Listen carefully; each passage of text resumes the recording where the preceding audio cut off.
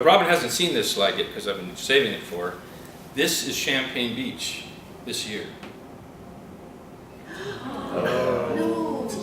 Yeah. Oh, yeah. Can't go back. Can't go back. Yeah. All right, so this one's for Barb. This is from the chapter entitled Big Money. And I told Barb I was going to come into it someday, and that's how I had to have it. So we went to Yap, which is in the middle of Micronesia in the Carolines. Am I doing? Am I good? Running out of time? All right. And we didn't know it, but the big tsunami, that killed 250,000 people, did that. And we had no contact on Yap because they just had a cyclone the year before that wiped everything out. Telecommunication, which is why we went, because we always do that. Right? So this is about a message from my father to call him and the conversation that ensued. But there was another natural catastrophe that had occurred just as we were flying into Yap, which was about to affect our day. It was waiting in the form of a telex from my sister-in-law back at the lodge. Call your father. My heart jumped into my throat. What could it mean? And where could I make an international long-distance call on one of the most remote islands in the Southern Sea after the worst typhoon in 50 years? You'll have to go to the telecom dish, said T-shirt. Where's that? I asked. At the top of the hill, he said, pointing to the sky. Of course, I thought, that's where it would be. It was 32 degrees, the sun was overhead. We started across the causeway and up the hill.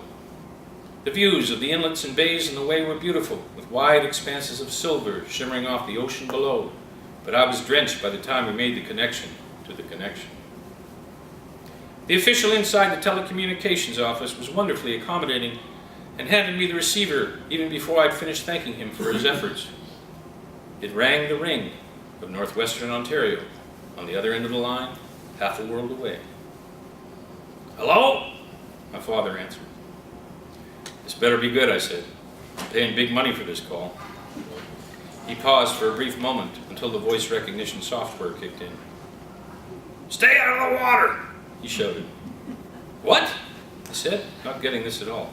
Stay out of the water, he repeated, even more desperate. Why? I asked, confused. People are dying all over Asia, he shouted. What? I asked. People are dying all over Asia, he said again. We're not in Asia, I said. Then there came a long pause. Oh, he said. It became apparent to me that, while my father has always kept up well with news and current events, and knew of the Boxing Day Indian Ocean earthquake and tsunami which had killed almost 250,000 people in over 14 countries, his knowledge of geography was still a bit on the challenge side. You said you were going to Indonesia, he said. I said we were going to Micronesia, I said. Where the hell's that? He asked. I told him it was time for a nap, and I loved him very much. When I hung up, Robin asked me what was wrong. He got his natural disasters mixed up, I said, and we started back down the hill.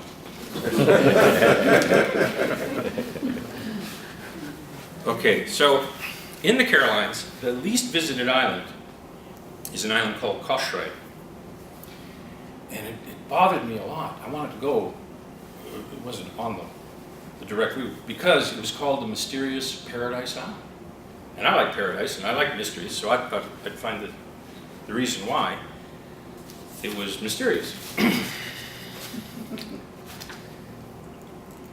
We walked towards Lelu, past frangipanis and breadfruit and papaya, and pigs in pens, and starving mutts in numbers, too lethargic to bark, to the tofu shop with the last bottle of rum.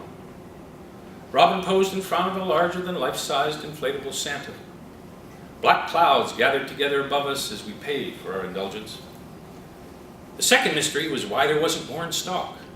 With what was coming, they should have made sure that they would never run out. We just managed to thumb a ride in the back of a covered truck before the sky cracked open and it hosed down all night. The showers let up for just enough time on Sunday morning to allow Robin and I to attend the Koshrai Pentecostal church service. We were greeted by a mountain of flip-flops and shoes outside, to which we added our own, huge brown moo-moo women inside, and the Pentecostal pastor on the dais who made sure he got our names right so he could welcome us at embarrassing length. He didn't leave out a detail of our lives that we hadn't told him about, and some that he just sleuthed out by himself. The Lord helps those. He told us how Jesus saves, baptizes, heals, and is coming again. And then he went rogue. At first it sounded like he was speaking Kosrayan, but I knew it wasn't Kosrayan, and so did everyone else. And they began speaking in the same language that he was speaking in, except that it wasn't a recognizable language at all. An immense hall full of brown people began swaying and shouting unintelligible gibberish, trying to connect with the gift of the Holy Spirit, little knowing that Robin and I had purchased the last bottle on the island the previous afternoon.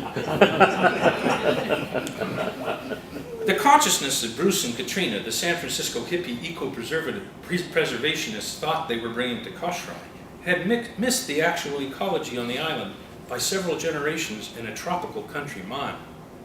They deluded themselves into believing that the least mangrove swamp was a simple, blank California creative canvas waiting to be painted into a paragon of living in harmony with nature and the envy of the real civilized world.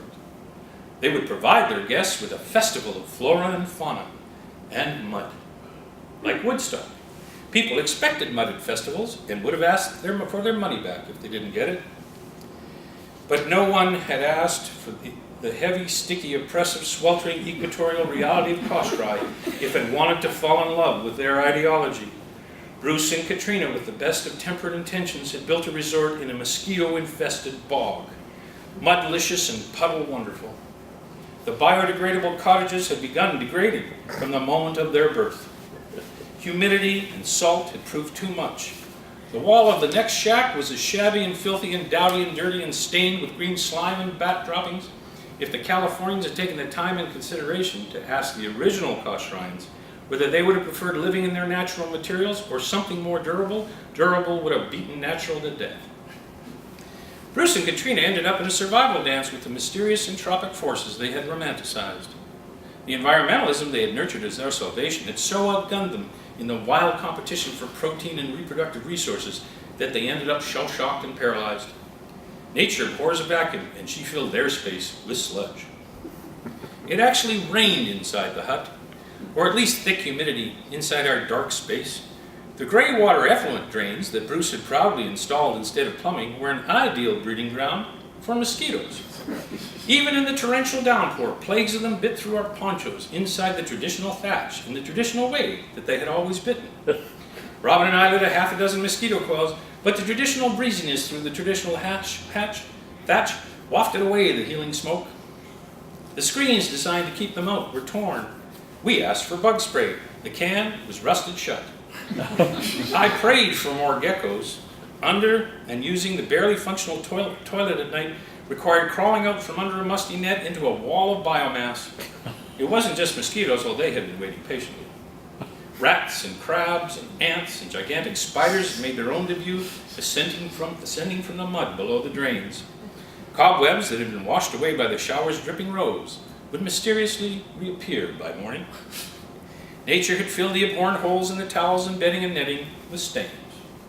There was rat shit on the table and fleas on the feral cats in the dining room. By the fourth day, there was mold on my multivitamins.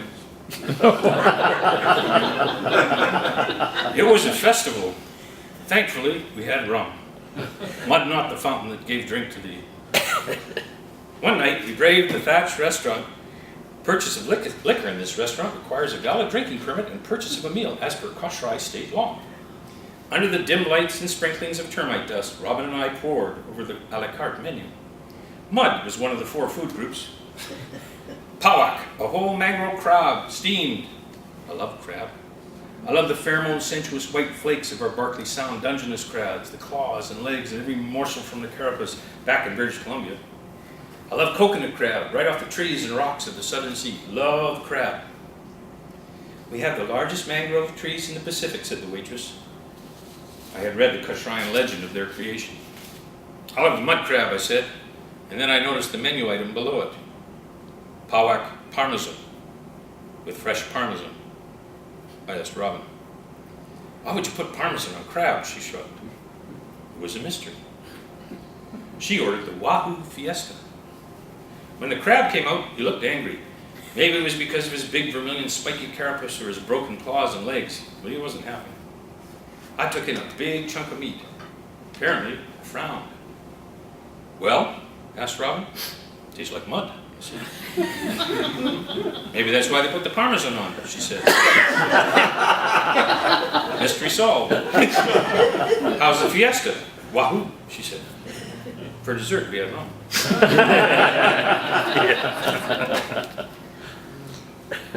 Oh, I don't think I'll do that one. That one's the best one, so you can buy it.